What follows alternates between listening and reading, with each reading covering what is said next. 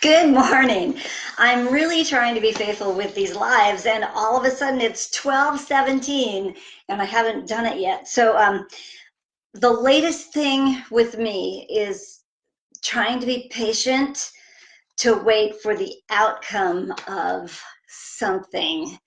And I turned to the daily concept for patience, and it's titled Diamonds Were Once Coal. So when my daughter was going through a very tough time in her life, she said this: I've heard it said that what doesn't kill you makes you stronger.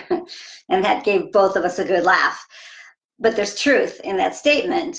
There were some events in my life that I thought were awful at the time, but now looking back on those events, they were blessings in disguise, and they did make me stronger. In the midst of a trial, blessings are really difficult to grasp. Napoleon Hill reminds us that every negative event contains the seed of an equal or greater benefit. One night, I couldn't sleep. Two things were circling in my mind like a horse in a corral. A very important conference that I was hosting with the president of the John Maxwell team, and a substantial amount of income tax that we owed.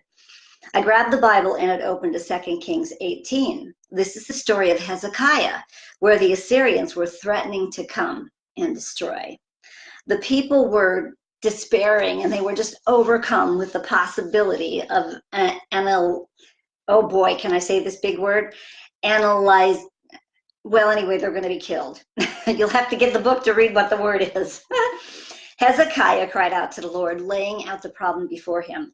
Isaiah then came and prophesied to the people that the Lord would fight for them. They wouldn't have to lift a finger against their enemies. And that was my story too.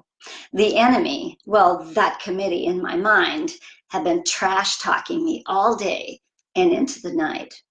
James 1:2-4 in the New King James Version says, My brethren, count it all joy when you fall into various trials, knowing that the testing of your faith produces patience.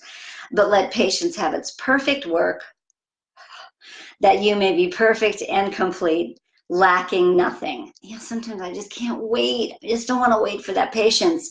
But sometimes there's only one thing left to do, and it's to stand. Be patient, stand still, and have faith in the deliverance that the Lord will provide for you. Faith mixed with patience, with a pinch of the word, is the perfect Molotov cocktail with which to destroy your enemies. Aim it, throw it, and then kaboom! Deuteronomy 3:22, do not be afraid of them. The Lord himself will fight for you. So we don't need to be afraid of our enemies. Extreme pressure and heat create a diamond out of coal. It does take time, but pressure and trials make me more like precious Jesus. So I went back to bed that night and slept like a rock for the rest of the evening. Somehow, by God, our tax liability lessened and my conference call was a success. So today, for you to reflect on today, where do you need to trust God and stand right now? That's an interesting concept for me because I'm in that spot. I need to trust God and just stand. Have a fabulous day, and we'll talk again soon.